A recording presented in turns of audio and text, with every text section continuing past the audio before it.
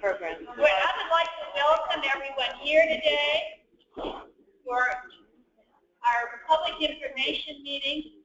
If you haven't caught up with the fact yet, first of all, there is a map of the property behind you on the wall. The other thing is that we are not going to take questions until the end of the presentation, and we're asking people to sign up for that. So if during the presentation you think of a question, the sign-up sheet is on the counter in the kitchen, so feel free to get up and write your name down, and we'll take people in the order that they sign up. And then we would also like to welcome the people that have called in, and we will take questions from them also at the end of the meeting. If you have a question, we're asking you to come up to the podium and speak into that microphone, because we do have people at home listening, and that is mic'd so that they can hear what your questions would be. Okay, with that, the format of the meeting is we have some presentations for people that have been involved in this process, and we're going to let them speak. And then we have tried, Carrie and I have been the recipients of many emails and questions over the last few weeks, and we have tried to put those questions into the presentation. So some of the things you may want to ask may be answered during the presentation. And if not, we'll welcome your questions afterwards. I'm going to have somebody that was on. We started this process with an ad hoc committee for the negotiations. And David Jessen was on that committee, and Dick Johnston, and David Adcock. And David Adcock is going to lead us off and talk about what they did with that, what that process was. I'll try to make this. Am I doing right now? Am I close enough? It'd be better. I just want you next to Carrie. That's a better speaker and mic. I'll try to make this as brief as possible so that you can handle any of your particular concerns during questions. But so there's just a few points I wanted to make. We were, the three of us, asked to assist the association about this time last year, a little later, and we held innumerable meetings with Chad Paul and Joyce Fulton amongst ourselves, and had surveyors involved. The negotiations were lengthy. You know, in any purchase like this of anything, a car, you know, the question is whether you got a good deal or not. Well, it's like beauty, it's in the eye of the beholder, I guess. But I can tell you from my prior life, where I was involved in a lot of merger and acquisition negotiations, I always used to tell my clients, if you walk away from negotiations and everybody feels good, that means somebody got screwed, okay? The best negotiations are those where everybody shares equal pain.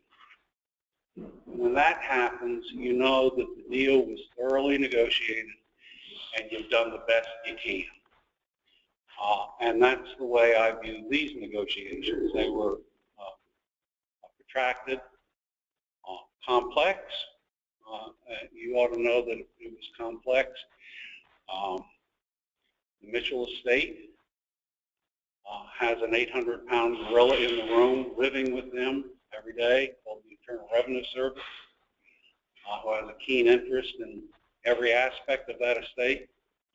We have probate court, and then you have many heirs of the estate who often have conflicting views about how to handle certain assets. And those considerations obviously played a role in this. One other point, and so at the end of the day, if you were to ask me, man, is this a terrific deal? I'm not going to tell you that. If I did, you know, is it a fair deal? Is it a fair deal? I think that Chad feels the same pain that I do in going through this process. It's in line with all the appraisals. So is it a fair deal? Yeah, it's a fair deal. And you have to decide whether or not the association will approve it or not. Let me just close by noting one other thing. I have been impressed with the rectitude that this board of the association has proceeded from day one. From day one, this board made it clear that regardless of whether they had the authority to do this transaction or not, that it would be submitted to the membership and that the association would live with that vote. They have been, and that was conveyed as well to Limited from the get-go. We don't, under the articles and bylaws of the association, we don't have to be here today. The board has the authority to do this. But they said from day one they would not do it unless the association members supported it. And I was very impressed with that, as well as the responsiveness throughout these negotiations of the board. And I think you ought to be very proud of the quality and rectitude of your board and the way it's been handled. So with that, I'll end and just, if people have questions, I can answer. Thank you, and we'll move on to the next and keep the questions for the end. Okay, the next slide, Jane.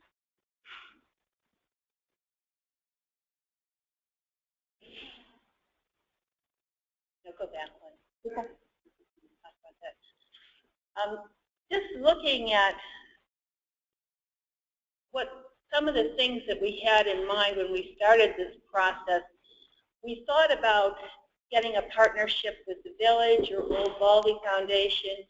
And as David said, the negotiations were so lengthy that we really ran out of time for the vote for this year, but that's still one of the things we'll keep in mind if we do purchase the property, is to look towards some of those partnerships that we may have. The village has the ability to write grants for parks and things, which we do not as an organization have. So that's one of the things we're looking ahead for. And now let's move to the next slide. We thought when this opportunity came up that this was an opportunity which we pursued at the time the village bought the site across the street next to their town hall, that we have felt on this property landlocked for a number of years without the ability to do any expansion at all to the current building or anything. What's happened since this building was built is that we have gone from a full-time person, one full-time. We now have 3 full-time and 2 part-time employees. And if you've been here in the day, it's tight. People trying to do their jobs when a lot of other things are going on. We also have a lot of storage needs. One of the things that we have had to keep is all the records of the association. In addition to that, if you've ever been upstairs to Karen's office, you can see the monumental documents that are kept for everything that was built on this island since the association was formed and the ARC was taken over. We're in the process of trying to lighten that load in terms of scanning some of our documents in and putting them in the cloud, but that still doesn't, we still have to keep the hard copies, and they are used on a daily basis with our ARC coordinator. We have kept, and I asked Carrie this morning on the way over, how many years do we keep the ballots for the elections of the Association. And she said from day one. And this year, one of the things we'll be looking at is to get some advice with our attorney on how long we have to keep these records. Because as you can see, they're just going into Carrie's office, going anywhere. Their cabinet stuff is stacked. And so we really do need the space for storage. At the present time, we're juggling activities, and we've had to deny some of our membership activities that they would like because we're short on space. We have had to say no to some sessions of a Tai Chi class. We have that overlapping with village council meetings. We couldn't schedule technology classes and have had to rely on the club to help us with that.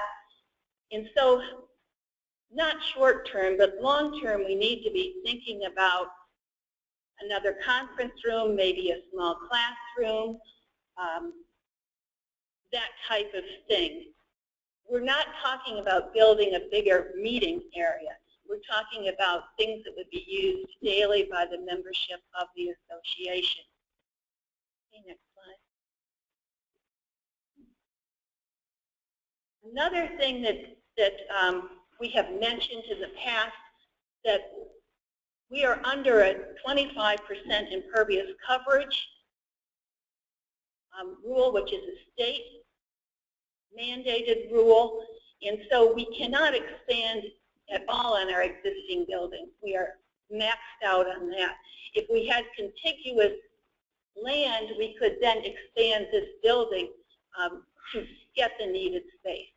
So we have parking problems, obviously, and we also think that it would be a bonus for our membership to be able to help preserve the Battery for Creekside site, historic preservation, and would look forward to being able to do something with that.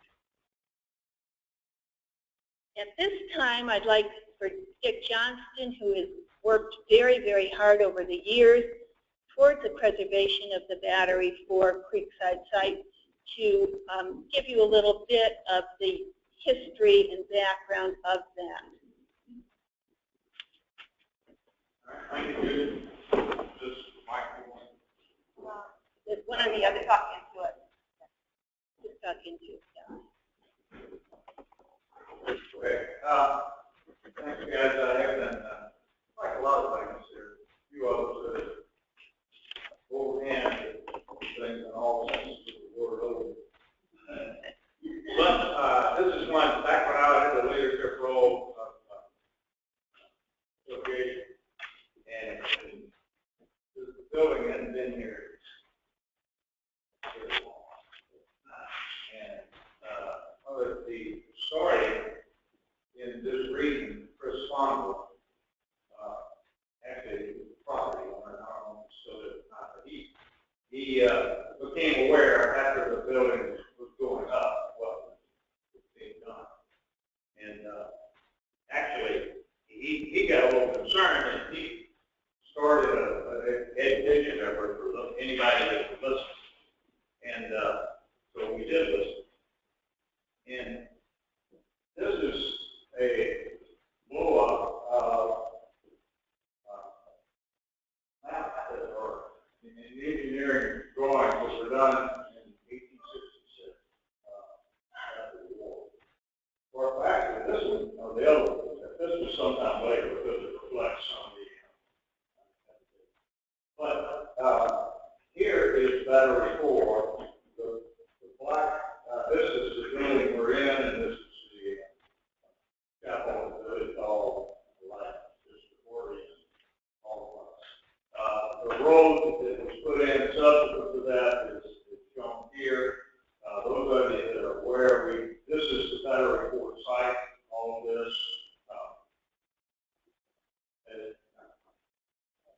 And so it's the most undisturbed site of Fort Home. If you see up there, the outline on the slide is Fort Home superimposed over the island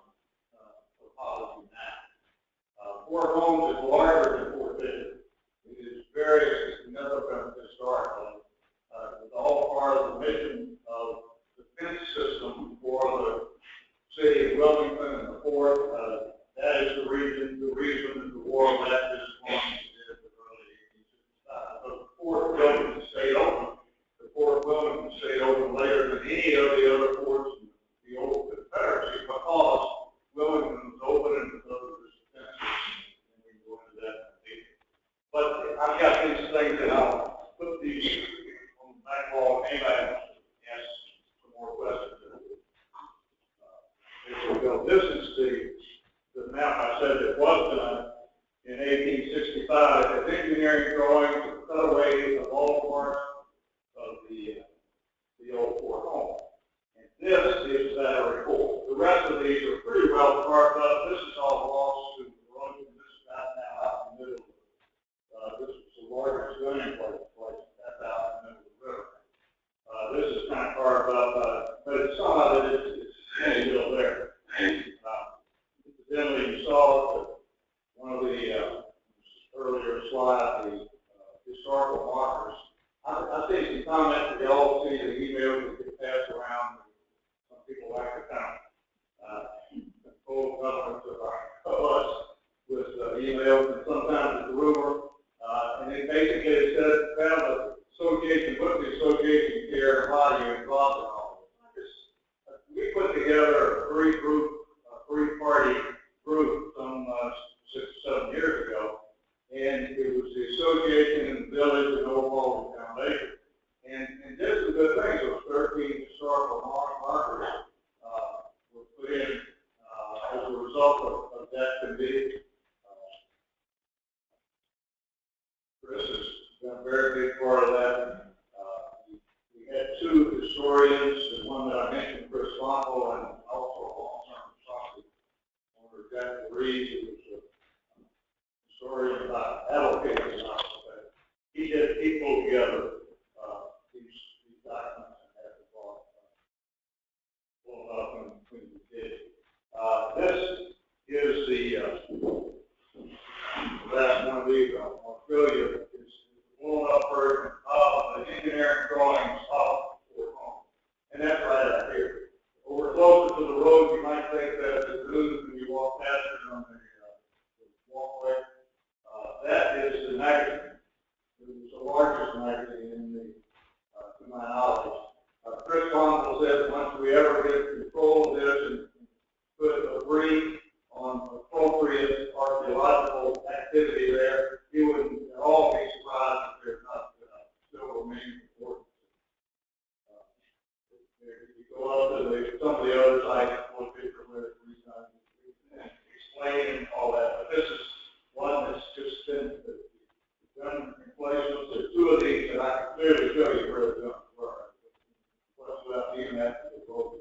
When you stand up here and look out and look down on the gulfs, I mean, it's about 35, but that's not happening. It's all done manual pick and shovel by slaves and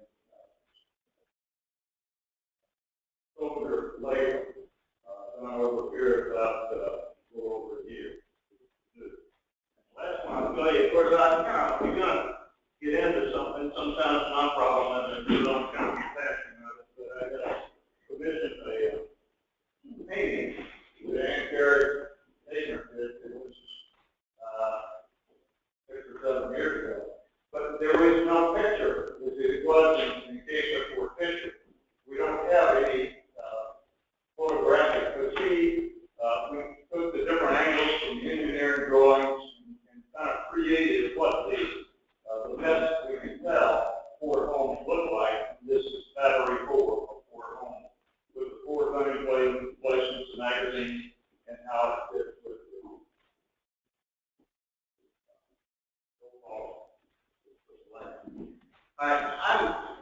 I just believe that, again, some of the comments of why is it important. This is it as far as this part of our history. And we don't do everything we can to completely preserve it. We've missed an opportunity. We absolutely, it's on us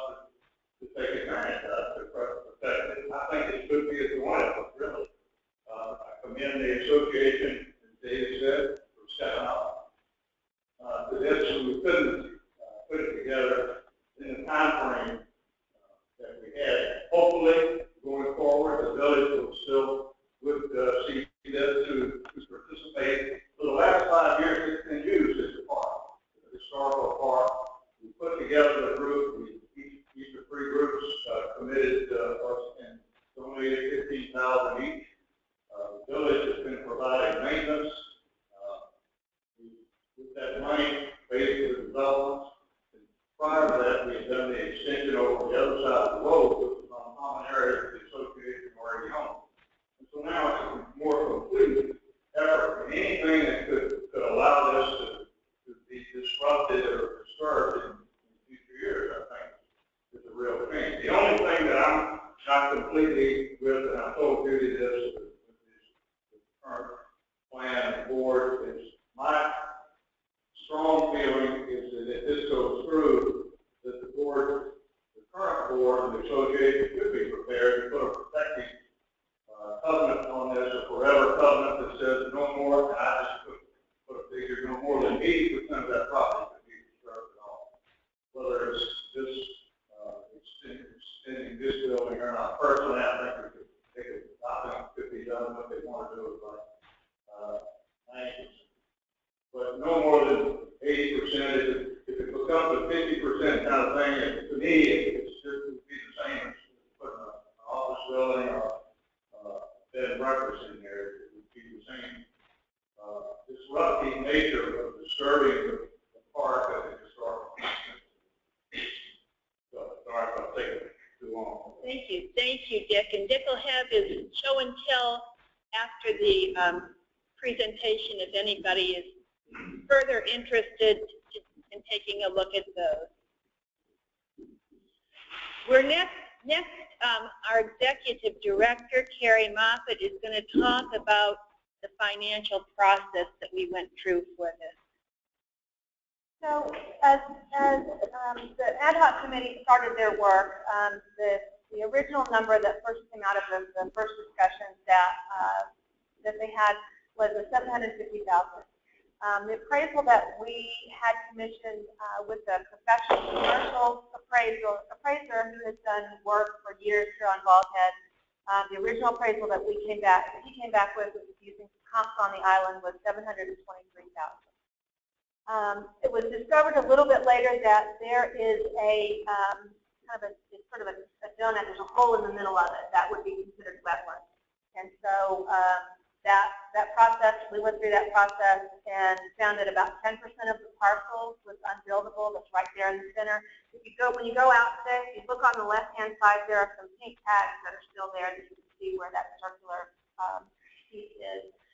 And the appraiser, given that 10% of the parcel was unbuildable, then reduced the amount of the appraisal down to $650,700.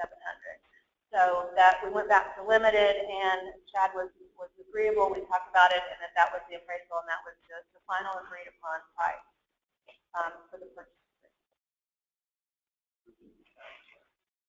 Oh, yeah, and a good point. Even though that is the final amount, and I think we put it in the letter that Judy sent to the membership, the tax value through Brunswick County is just over $1.2 million of that parcel.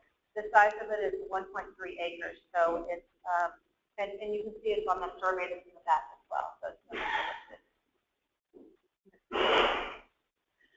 so in trying to figure out how to pay for this, it's been interesting to watch the board talk about this and have these conversations over the last year.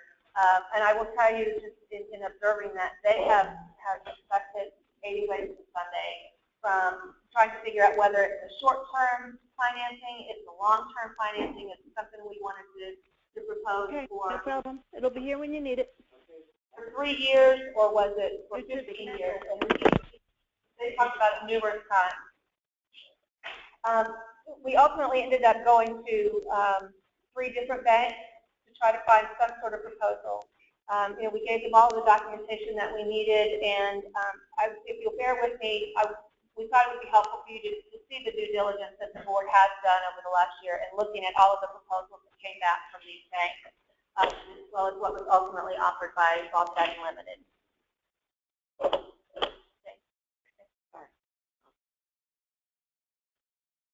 So the first bank that we went to is BB&T, and BB&T is our current lender. They hold the note on this building. We currently owe right at $89,000 on this building. We've been paying additional amount towards the principal on this building, so we anticipate that that'll be paid off in the year 2020. So what their first proposal came to us was to take the full amount of to leave the original mortgage separate, but then to loan us the $650,700 minus the 10% down payment of $586 plus the closing costs. The term that they would give us was 3 years at a 4.25% interest, as you can see with an origination fee. They, like you'll see, this is a pattern that is beginning to repeat itself throughout all of these proposals. There were requirements for first security interest on all receivables, lien rights, maintenance fees, special assessments, which meant that they would have first go at any of those deposits, lien toward any of those deposits. They would require monthly payments. There was not an annual sort of arrangement that they were willing to make. They were monthly payments. And that original proposal did drop. Our current rate on this building is 4.59%. It would have dropped that percentage down to 4.25%. The second proposal that they came back with to lengthen that amount to 6 years, and as you can see, the interest rate did go up to 5.5%. Same conditions as above, but again, the interest rate would go up. So that is what we came back from BB&T, and I think the board, that was one that the board talked about in depth and decided that was not desirable. There were 2 other banks that we went to. The next one was Park Sterling. It was located in Wilmington, and we requested a full amount. The terms they came back with was a 5-year note, amortized over 15 years with just over 4% interest. You can see that origination fee. And again, first security interest, what they wanted to use as collateral was not just the land next door, but also this building and the land that it sits on. The board was not inclined to do that.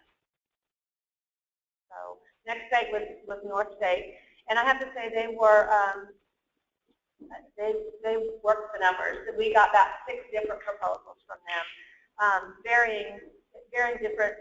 It's kind of the same proposal, but over different amounts of time.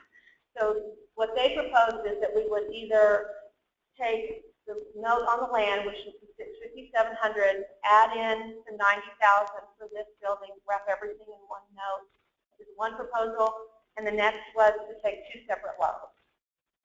They required that we have all of our accounts with the bank, which was one of the conditions for all 6 of the proposals that they gave us.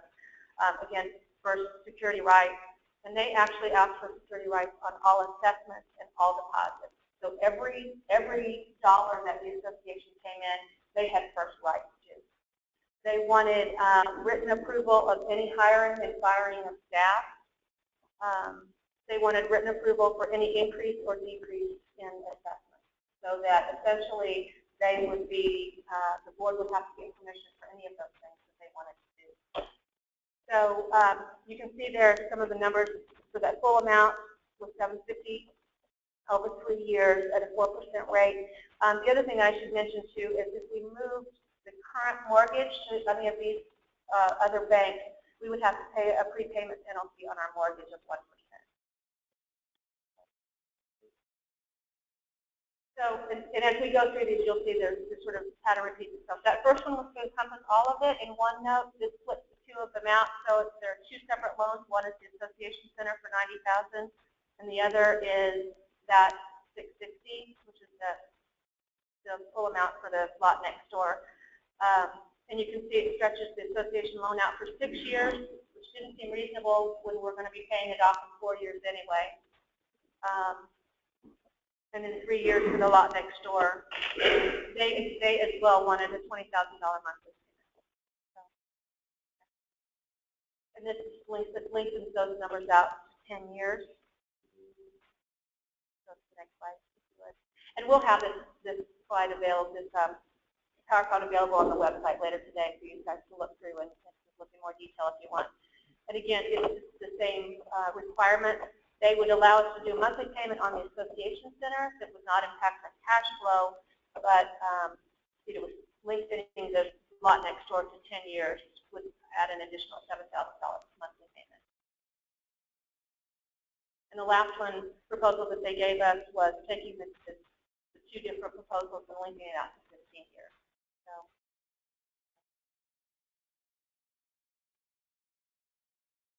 So the last one to go through is what was offered by Limited, and we, in talking with Chad, this is what was finally discussed and what was finally agreed upon to put before the membership. Was the $650, $700 purchase price that we agreed to, minus 10% down at closing. The term would be 3 years at 4.25%. Chad was not charging any other fees, no origination fees or anything like that. They did agree to do 3 equal payments, principal and interest, and we would make the first one in February of 2017, and February of 2019. And they only required that parcel to be the collateral. So after having all of this information, this is the proposal that the board ultimately decided to do. Could I interject for a point? Probably the biggest time suck in these negotiations was on financing. Much to my surprise, mortgage lending, the homeowners association, is a niche, and most banks won't make loans to homeowners associations. So poor David Jessen, for instance, dealt with BB&T. It took him weeks and weeks and weeks to get to the right person who was in some branch office down in Florida who handled their home loan, a homeowner's loan. So this took a long time, and as to the two lenders other than BB&T, Chad knew banks that could do that for us and do it on an expedited basis, which was helpful. This took a lot of time.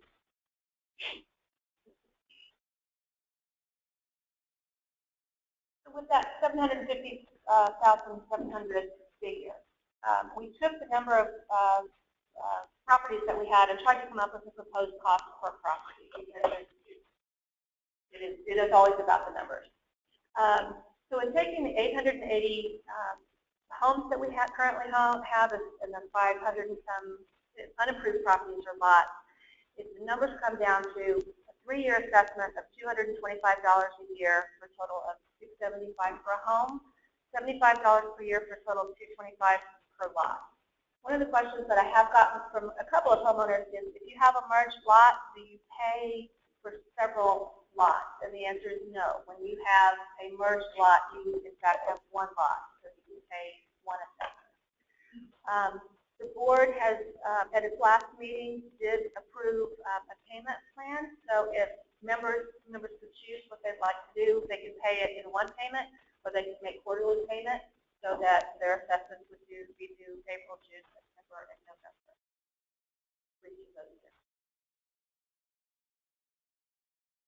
One of the other questions that I've gotten is, should it be a special assessment, or should we enroll this into long-term financing? And again, I'll tell you, it's something that the board talked about numerous times in ways, 3 or 4 times that I can recall. And it is a question. I think there are, you know, I belong to a professional association, and I do see articles that come through frequently that most often special assessments are used for emergencies. So if there's you know, a storm and you didn't have money for the roof, that you would do a special assessment, and that would typically be what a special assessment is used for. But it's not uncommon for it to happen, for a special assessment to happen for any kind of unplanned capital expenditure. I think it is always a question of, you know, long-term financing. Is that thousands of dollars in interest versus short-term financing? One of the things that the board talked about numerous times was debt and carrying debt for a number of years, and the amount of thousands of dollars that they would be paying in interest. And the thought of the association being completely debt-free in 4 years was of great value to them. Some other questions that I have gotten in particular are about maintenance and long-term maintenance. And so if we pay the $650 now, what does that mean long-term? What are we going to have to pay for in the future? So there is a walkway and signage that is in there. We will roll the daily regular maintenance of that. We already have a landscaper who comes and, for example, blows off the deck on a weekly basis. And I would anticipate we would include those kinds of things. Long-term maintenance and the walkway and signage, I do think what we should do is to have a study done, have a professional tell us what it would cost to replace portions or all of that and then roll that into reserve. I don't anticipate it will be a great deal. I've talked with our insurance agent, and there will be no, in that he's gotten all the information about the parcel, and there will be no increases in the premium. I already have that confirmed in writing.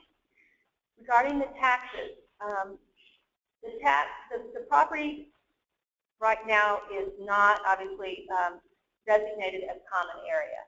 If this agreement were to go through, we would, like that afternoon, go down to the county and have the property converted to common area.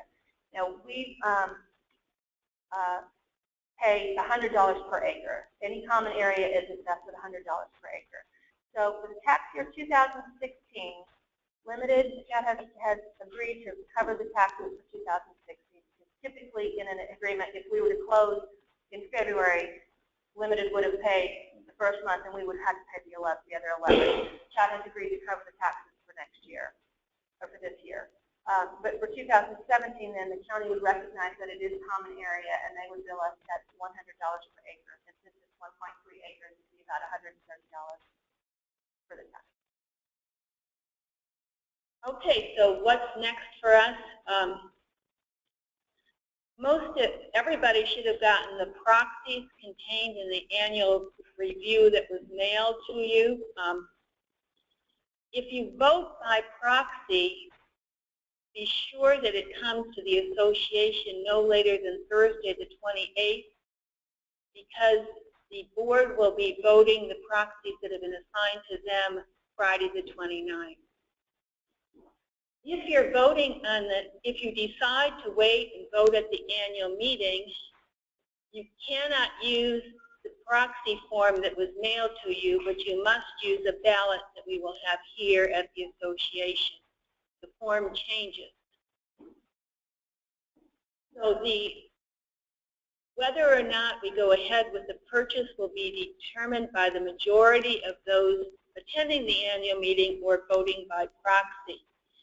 And at the end of the annual meeting, we should have the results of that election so that you will know at that time. Okay, some of the questions that have come about is, does the historic nature of the property make the parcel unbuildable? And the answer to that is no. Right now, that is not a protected historic site. And so somebody could come in there and build. That property is also not covered under the design guidelines. So they could build anything that was within the zoning rules of the village. So part of our concern is to do what Dick would like and to get some sort of historic protection on that property. A number of people have said that the lot's overpriced for the market. We felt we did due diligence by getting a professional commercial appraiser who's familiar with Bald Head, and as you saw, that appraisal allowed us to make some adjustments in the purchase price. And I think that David Adcock answered about the urgency, the problem that Limited is having with the settlement of George Mitchell's estate. And I think we are now ready for questions. And I don't know if we've had any sign-ups back there. Karen, do you want to check and see if people have signed up with questions?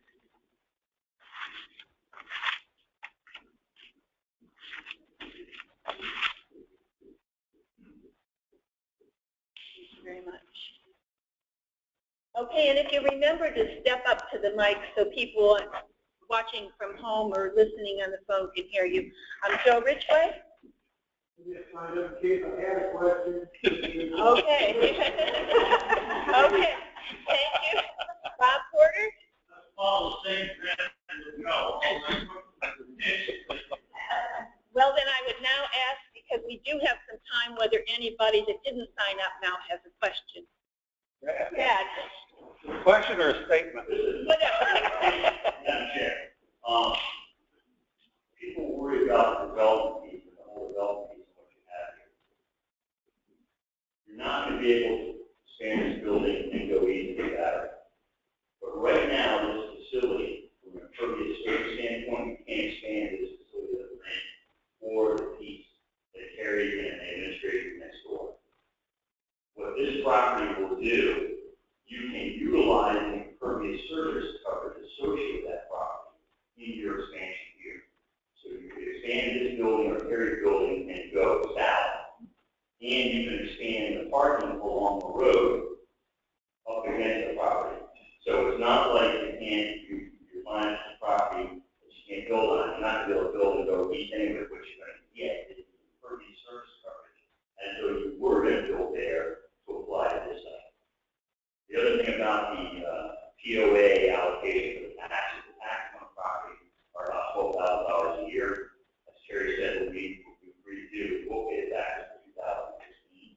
And the reason is that even if we're closed in February, it doesn't become a registered common area for tax purposes until 1/1 of the following year. So that's why we've got an arrangement. So what happens at closing, we'll basically write a check for the taxes based on last year's tax bill. And if the new assessment comes in from the county in September and it's another $180, you guys are going to have to send us that bill. We'll agree we'll pay that bill for $180. Those are the two comments. Thank you very much. Thank you. Microphone. For the people who are listening on the phone but don't have the visuals, would you show the previous slide that shows how much the value of the comparable parcels?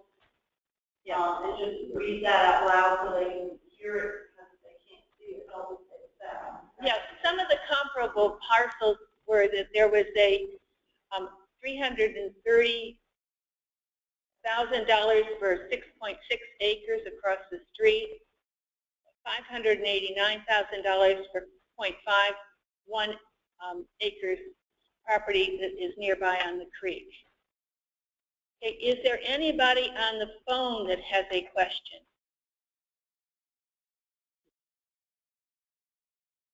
Okay, well, Carrie and I, do you want to put up the last slide? As usual, you can always, if you think of something later, you can stop by the office or email, or if you don't want to ask a question in front of this big group, we'll be here for another. The village council doesn't meet till 2:30, so we have plenty of time on an informal basis to chat with you. Anything else? Yes, Joe. Sorry, could I ask a question? Up to the microphone. Firstly, I certainly support what Dick talked about in terms of historic preservation. Nowhere can I find that's a duty of all that state law association. I do find the association's duty is to maintain the common area. I think the efforts to date have been woefully inadequate and really have been very few, except the area right around here. Secondly, the key duty is to represent the non-BHA property owners, the non-voters amongst the property owners. And I really question how this particular acquisition would do that without leading to far more costs. It's only a battery, trees are cleared. What's the association's view on cutting down trees? And finally, it seems to me it's again an opportunity or a missed opportunity where the Stage 1 Association members are being taxed for the potential benefit of the entire island, including those not members of this particular association.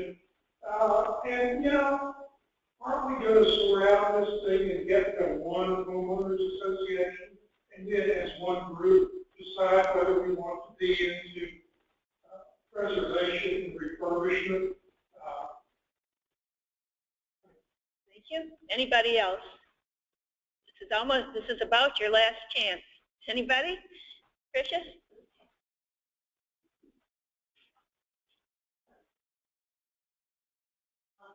Jump right about I'll put in my plug. This wouldn't cost the BHA members as much to do if we were a merged organization. Costs were spread out over everybody. And that's one of the advantages of a merger taking place is over the long run, and there are additional costs. There may be for various reasons over the coming years, those costs will spread over a wider base if we're a merged organization, as well as being an organization that can represent all of the property owners on the island. Thank you, Tricia. Anyone else? Then I thank you all. Oh, John, up to the mic, please.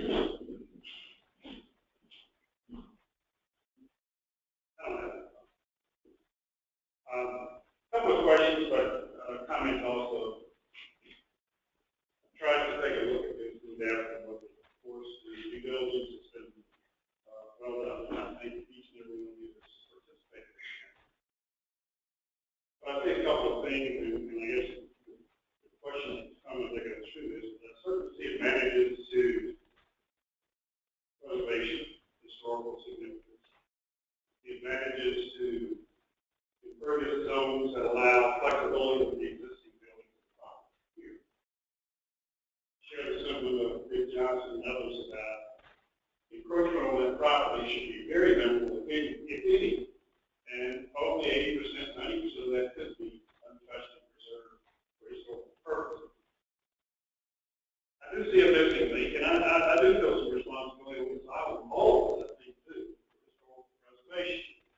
One of your slides there has an added bonus historical preservation. I don't see it. I see it more of a primary responsibility. We should all take a piece out and share. We've got Fort Fisher. We've got Fort Jasper. What's missing?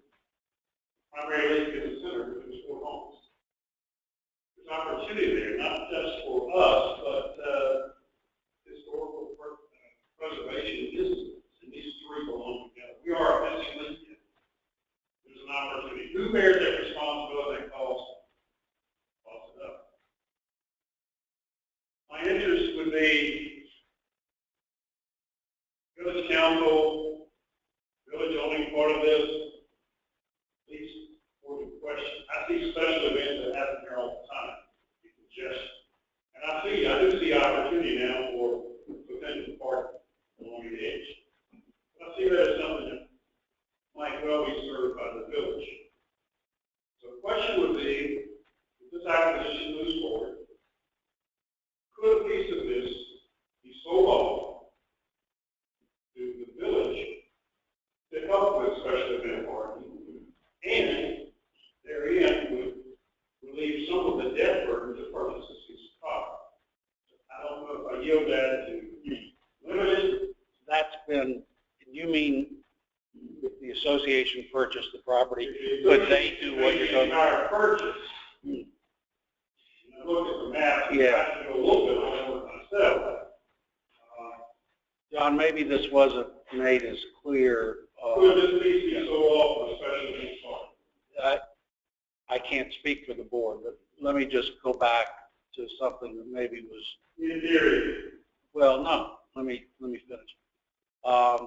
Early on, not day one, but close to day one, we had conversations about the village to explore that possibility.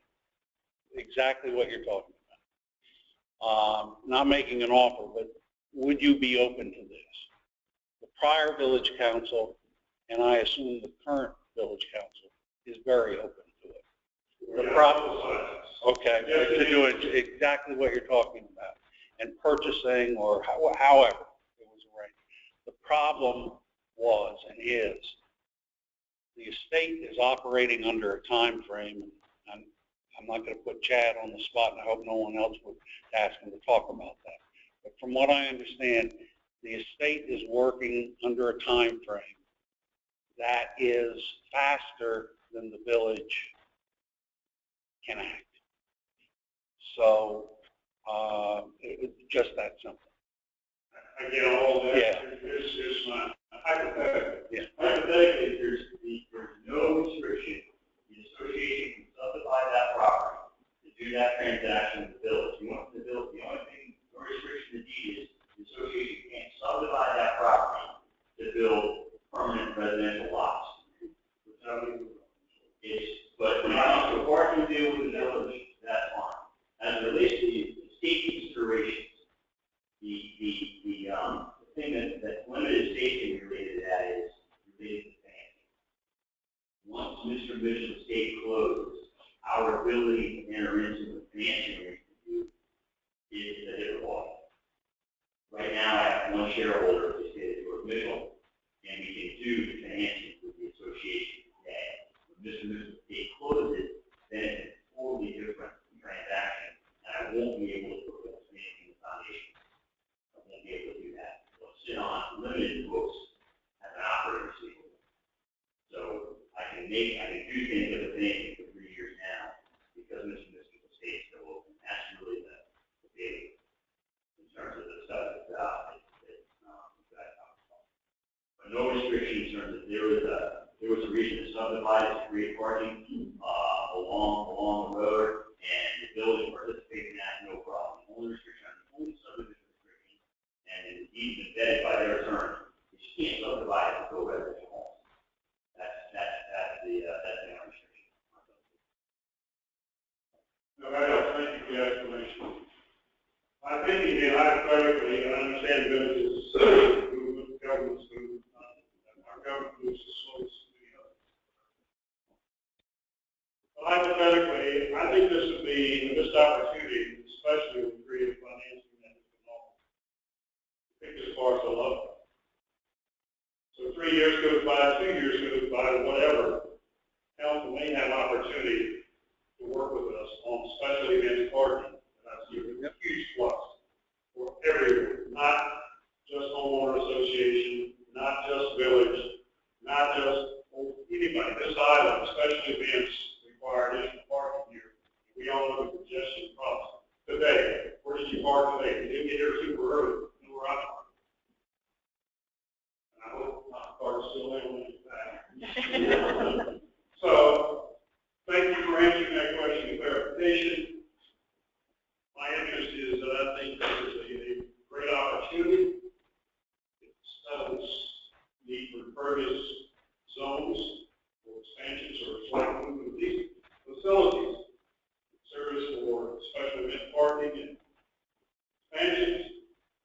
It certainly serves, and again, I would push this a little higher than added benefit from the historical perspective. For Fisher, for homes, for cabin. It lends opportunity down the road that's almost unlimited to how we might market or advertise this island historically. And there are many historians and buffs that we come to see that pattern, if anybody existed, even in its current position, its current existing state. So that being said, I think it's a great opportunity. I think there is opportunity down the road for council. Thank you, John. Thank you very much. Larry.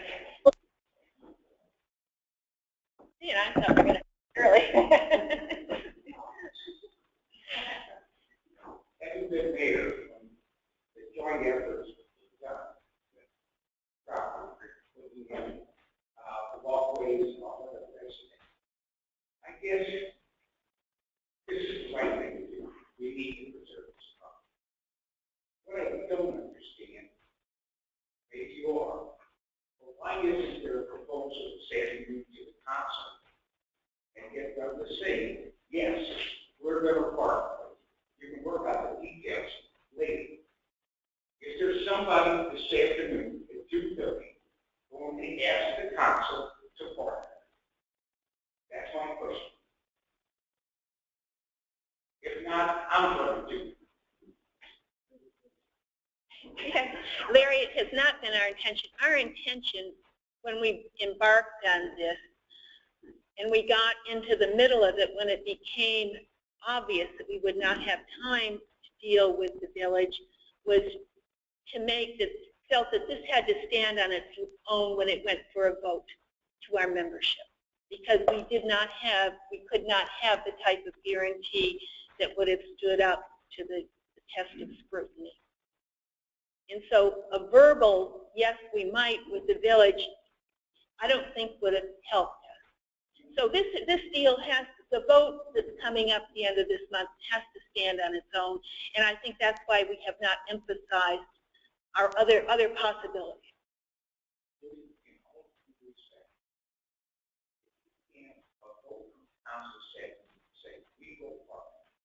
You will go a long way to making this event happen.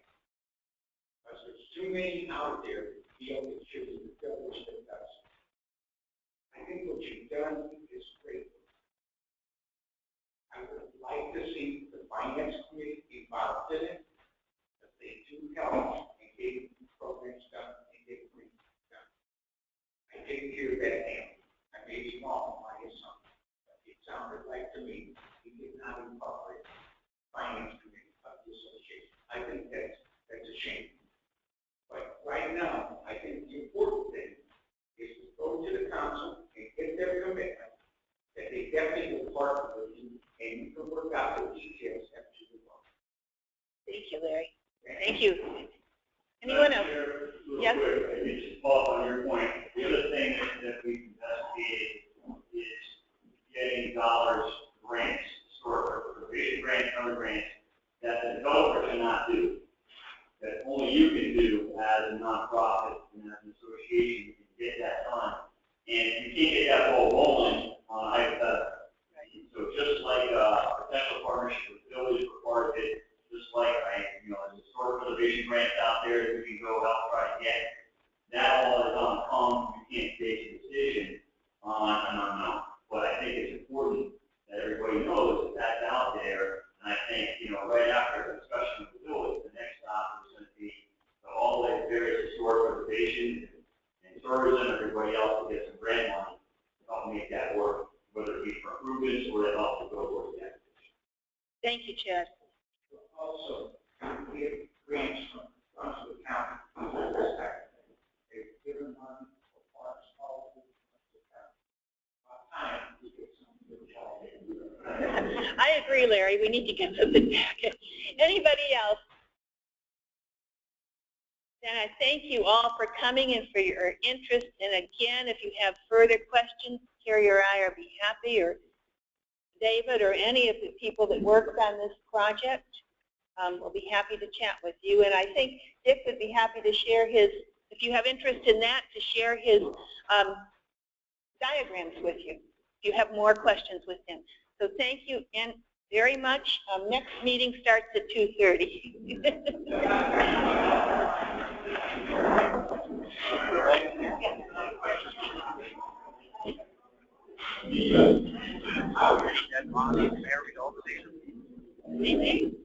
Oh, good news.